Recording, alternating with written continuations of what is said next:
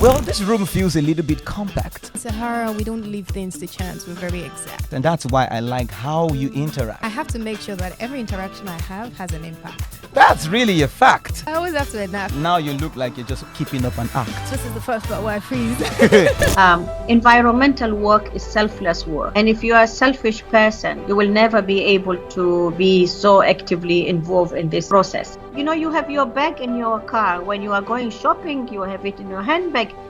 Take out that bag and fill your groceries in there. Refuse to be given extra plastic bags because you know this is a responsible behavior. You know when she talks about the nylon bag, it took me back to my childhood. I don't know who else grew up in the household where your mom always had that one bako bag for the market. You are not changing But we were sustainable, actually. Exactly. You would come back, you would take everything fold out, it, clean wash it, the fish dry water. it, fold it, because it had to be ready for the next trip. I'm telling you. For the very, very, very first time on Asharami Radio, Mrs. Habiba Al Mar. We are excited to have you here. Can we give it up for her?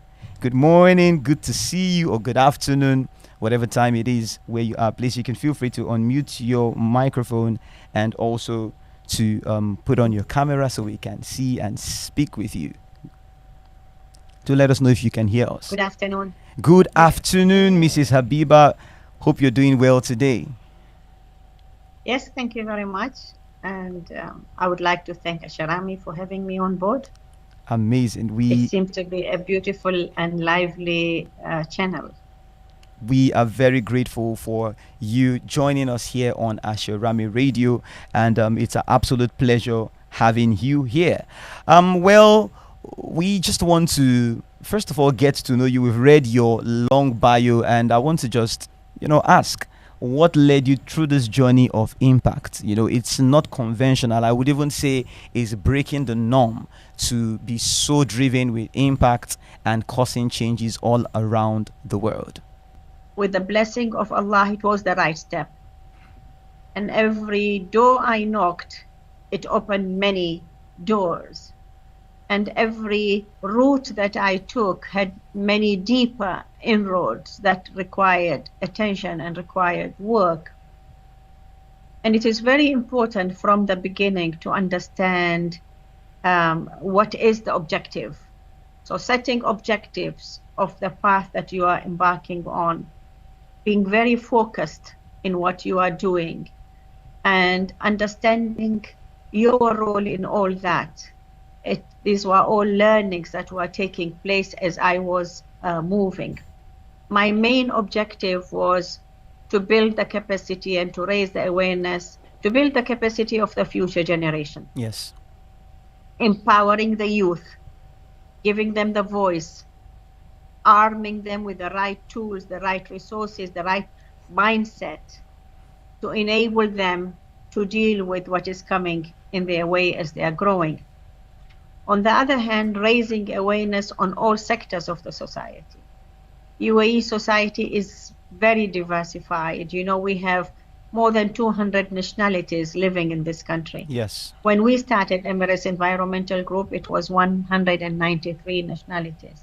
And many of them are transient people, coming here for a short time for better job opportunities and finding opportunities, and of course, going back to their own countries. So that multiplies the challenge that you face with regards to environmental capacity building, raising awareness, and not only raising awareness, translating that awareness into actual actions on the ground. Talking about objectives, as I mentioned to you. Yes. It was very important to understand why we are setting the Emirates Environmental Group, what will be its role, how can it achieve these objectives that we are setting for ourselves, and how can we develop strong strategies, action plans that will take us, who will be our partners in this journey that we are undertaking. So all these were issues that were evolving as we were moving. And I promise you, for example, I remember the first awareness session we did in 1992 was in the form of a lecture. an evening lecture. We invited an expert on environmental issues. And the place was packed with people who wanted to know more about environment, attracted the attention and the interest. And don't forget, at that time, there were no internet, there were no computers and all these kind of things. So we typed invitations on our typewriters, stuck them in supermarkets, on boards, these flyers to invite people, to get them to know. We talked about it in the radio station. And we were very surprised to see the place packed with people.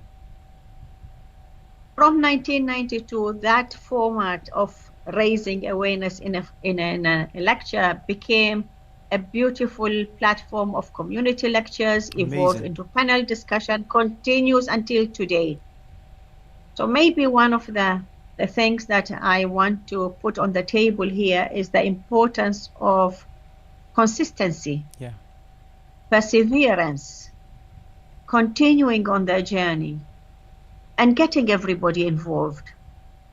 Our slogan that we put from the beginning in 1992 was "Together for a Better Environment." Again, understanding environmental work is not just a solo endeavor. It is a platform that requires everybody's involvement. Yes. That's why our message was "Together for a Better Environment." That's why we pushed, we knocked the doors, we went to the private sector, get them on board, tell them you are the partners that we want to get on board, we want to work with you closely, and we want through you to have an impact on the society. What are the challenges that we faced in the country? We turn them into objectives. Everywhere in the world, energy consumption is one of the main issues. Society needs energy, life needs energy to move and evolve. Economy needs energy to thrive and develop. Water is life, and we know that. And everywhere in the world, again, this is one of the most important issues on the agenda. These became our objectives. Production of human behavior, human consumption patterns, what comes out of that, the waste that is produced, what kind of waste we are producing, why are we producing so much waste, what are the reasons behind it, how can we deal with it? Again, I would like to remind the listeners, whoever, mashallah, I see you have 113 people online listening. It is very important to understand, why something is happening, the way it is happening. And then you start understanding the problem is really half of the solution. And then you start putting the solutions. Can you put the solutions just by putting right type of laws, regulations? Can you put the solution just with the involvement of the government? No, you cannot. You need all the players on board. Yes. So you need the private sector, you need the academia, because that's where all the knowledge, the capacity building, the training, the involvement is happening. You need, of course, the government, because it provides the enabling environment, is the legislative body that comes up with all these laws and the regulations. And you need society at large. Yes. So that society is where your strength lies, your ability, the ability of a person to engage the society, to speak the language of the different communities, to get them on board is one of the most important and successful steps that any entity and any person can undertake. And that's what we did. And it continues to be our main focus area. Amazing. Then Yes. Oh, I can see. I'll stop here if you have other questions. Yeah, I can sense your passion through your speech, and I can tell that if you're to speak on this matter for 10 hours, it would happen. And I'm really getting that sense of passion communicated to us as well. And there was something you said that I want to ride on over your next question. You said this is not something that can be done in isolation. Everybody has to be involved, and even from the regular people in society. And sometimes when we hear the conversation around sustainability, it seems to either be something that people just say, and maybe they need it to, look good as an organization and look better.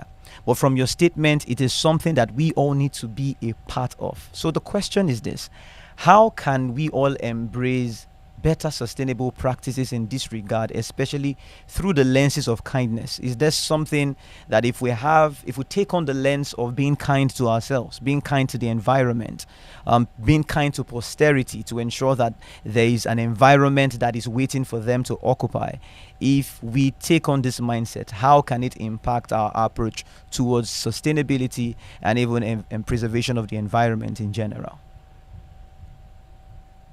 Thank you very much. What you have touched on is very important. Environmental work is selfless work. And if you are a selfish person, you will never be able to be so actively involved in this process. Being selfless means kindness. You are kind, you are compassionate, you care. Not only for yourself, you care for all those surrounding you, you care for the future generation, and you want to do good for them. And you want to do good for the environment, and you want to do good for those who cannot speak, all the creatures that share with us this planet. Yes. So yes, at the core of advocacy, of public work, of environmentalism lies kindness. When I communicate with the teachers, I say it's not enough for you to develop and bring smart children. We want good human beings.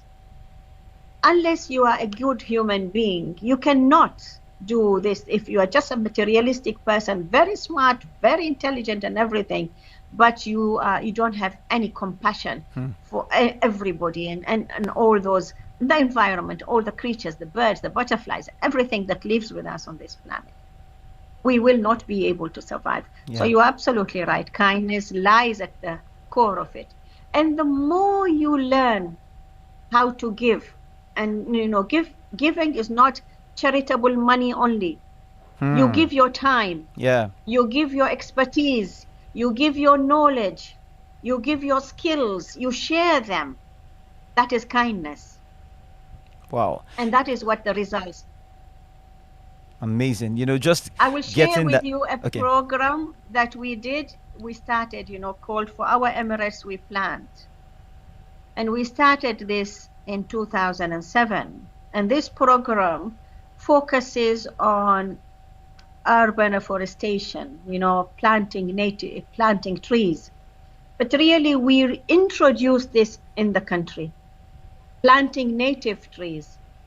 Open the doors for us to understand what are our native trees, what are the natural shrubs, what are the native vegetation that we have, why are they important, and if we restore them, what does that mean for the whole system of wildlife and biodiversity protection that we hear about it so much now. And I would like to share with you that the number of volunteers that come into this program, the number of organizations that are prepared to come and adopt trees and collaborate with us has resulted in us planting 2,145,000 wow 985 trees in a desert country. Wow. That is impactful. And I think that is impact. Yes. The only reason that kind of work can work successfully is because people came together, understood the cultural preservation. Let's understand our roots and let's use that to also benefit the environment. You've said so much and there's so much to go away with. And something I picked clearly is, you can be selfless. You need to be selfless. You need to be kind to be able to do the kind of work that can bring about environmental preservation for posterity.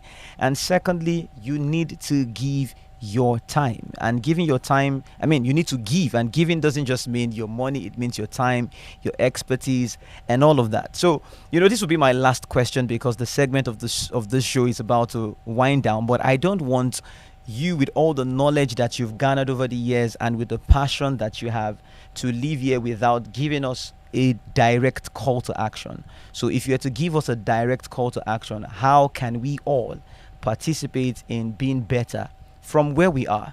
And now everybody might think of the fact that they would get better, in doing this work if they are on a high level advocacy project or something, or with funding. But in the places where we are, how can we all contribute to this sustainable cause of building a future for posterity? Thank you very much. That's a beautiful question. And again, as you said, I can speak about it for hours. We'll do 5 minutes for this one. Yes. Okay. So, what can we do in our own individual capacity? I think one of the first things we have to do is to learn how to connect with our inner self. To understand, each one has to understand oneself, and to understand what's the purpose. Why were we created? Understanding the reason why God created us and put us on this planet. There's a reason behind it. I'm not just a number. What is the population of the global planet? You know, how many are we? So why would a person agree just to be a number? I think for me, that was one of the issues. How do I make a difference? I am created, and I've been put on this planet for a reason. So you question yourself, why are you here? Once you understand the bigger picture, then it comes very, very naturally. I did not understand the environment in its entirety. I never understood the bigger picture of the sustainability when I started. I just knew I wanted to contribute positively to the betterment of my country and on my people. But as I mentioned, every step I took, it was the right step because it opened for me. Today you understand sustainability in its entirety. Yeah. So whoever is listening, do it in your own capacity, in your own environment, in your own way, in your own ability. That is how you will make an impact. I don't care. You shouldn't care that, oh, why should I start segregating my waste when my neighbors are not doing it? It's enough that you are doing it, because that will teach you how to respect yourself, how to love yourself, and that is very important, and how to believe in yourself. When you have got these in your balance, in your basket, then you are on the right track. I conserve water. Okay, because I know water is life, because I know water is precious. And if I am acting responsibly and I share my action with my friends, with my neighbors, with my peers, in my workplace, I promise you it will impact. Yeah, we ripple effect. And you will find you are one person. When we started, I'll give you an example. We started Clean Up UAE in 2002. And we have been continuing now for the last 24 years. In 2024, we had more than 83,000 people participating. And the number of, the size of land that we managed to cover and everything. So it is a one-person step that the person takes, and he's bold enough to take it, and then invite the others to share. There are many ears that will listen to you. And there are many hands that will extend to you. Yes. And there are many people that will join your movement. Yes. What stops you from, mashallah, in all your countries that you are there, to say, why shouldn't we start cleanup campaigns? Simple, in your own neighborhood. Make it a practice and see the respect that you will earn amongst everybody, and how that will impact the others to change their behavior. What is happening now is the number of people in our country, the number of people participating in cleanups are increasing, but the amount of waste that we are collecting is decreasing. It took more than 20 years for us to start seeing that result. So every year, the number of people are increasing. And people are adopting the size better of land practices. That better practices. You don't see the type of waste that we used to see before. And I promise you, this will be the same thing. If I stop and practice what am I producing? Vegetable is not waste really. Vegetable is to be put back into the ground because it is the natural fertilizer for the soil. And whoever is living particularly in African countries, you have just beautiful fertile land, and you have land all around you.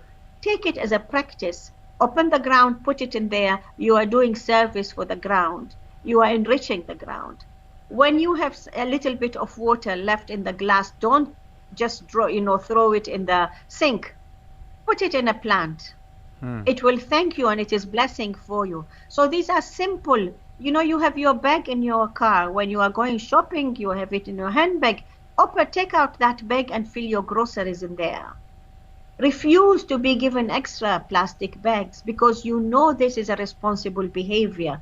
And it is, once it becomes a habit, You can't break it. You have turned yourself into a responsible human being, into a caring human being, and into a human being that is having an impact Yes. on his surroundings. So Wow. my message is never underestimate your impact, your ability, and the influence that you can have on fellow human beings. Thank you so much for this impactful, rich session. While you were speaking, I thought of a plant that was right in front of my house that probably died of starvation of water, and those little glasses of water that each time I drank and just tossed down the sink could have saved the life of this plant. So I definitely would start a movement in my own little way, and I'm really grateful that you could share this knowledge with us. It's been a beautiful time with you, I must say, and I can, if we had more time, think I could ask in the comments if we have at least one question for Mrs. Habiba before she drops off. If you have one question, please put it right there and we'll ask her. This is a sustainability champion right here with us, and she can stir us up, giving us answers and driving us in that movement. But typically, before we wind down the show, well, I'm called Dami the Genie for a reason. I grant wishes. I may not be able to give you $1 million, but I can definitely play your music request. So, what song would you like us to play for you as we wind down this segment of the show? Uh, Michael Jackson, the song for the earth. Earth song. I could almost predict that. I could tell that this is a song that would drive passion in you consistently. Anyways, it's really been a pleasure. Let me just check if there are any questions directly coming. Well, I believe it's been an exhaustive session, anyways. So we thank you so much for your time, and would hope to still see you again some other time right here on Asharami Radio. We wish you all the best, and we hope that, well, we don't just hope, we believe that you will change the world, even as you started. Thank you once again. Thank you very much, and thank you for having me. It's our